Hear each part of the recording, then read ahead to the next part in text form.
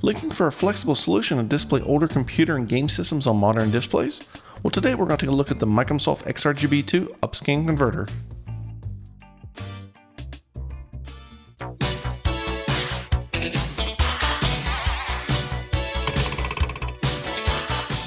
What's happening, guys? Todd here.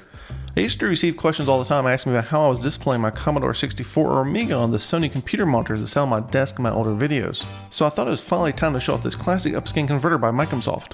The XRGB-2 allows you to take low-res 15 kHz RGB, composite, and S-video and scan convert them to 31 kHz VGA for use on a modern display.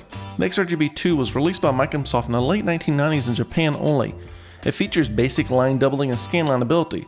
As a matter of fact, its output resolution is 640 by 480, and it has a single scanline setting, on or off.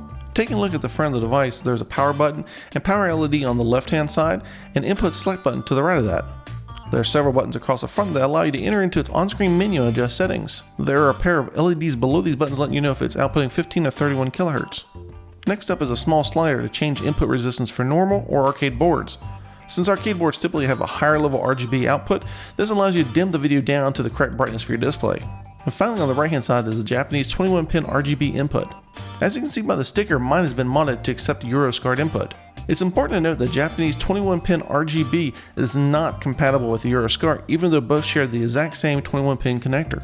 The pinout between them is almost completely different, and if you plug a standard Euroscard cable into an unmodded XRGB2, you will damage the unit.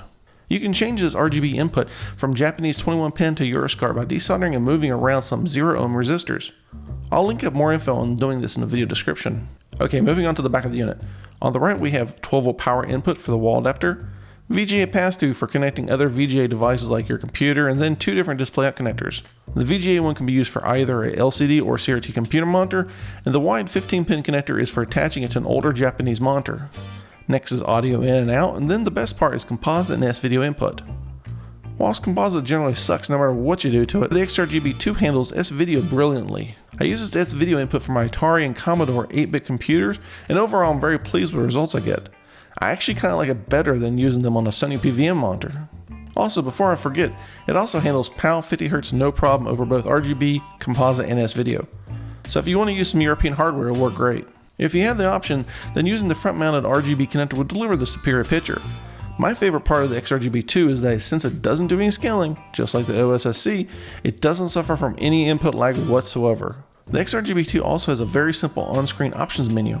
Whilst there are several options to tweak, I've found that once you get it dialed in, you generally never have to go back into the menu to change anything. So unlike the XRGB3 and FrameMeister, there is no need for endless fiddling with settings just to get great video. It just works. If you start looking around for an XRGB2 unit, there are a couple things to keep in mind. They typically sell for around $200 on the used market. Also, due to their age, the capacitors have started failing in them. So ask the seller if it's been recapped, as most likely will need to be done if it's all original. Also, the original power supply tends to go bad, so you might have to buy a third-party one. All in all, what it lacks for an adjustability options, it makes up for an ease of use and dynamite video quality. No need to source an expensive and heavy Sony PVM monitor. Just plug your retro game console or computer into it and enjoy fantastic video quality on a dirt cheap and common computer monitor.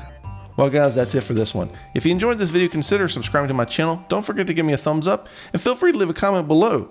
As always, thanks for watching, and I'll catch you in the next video.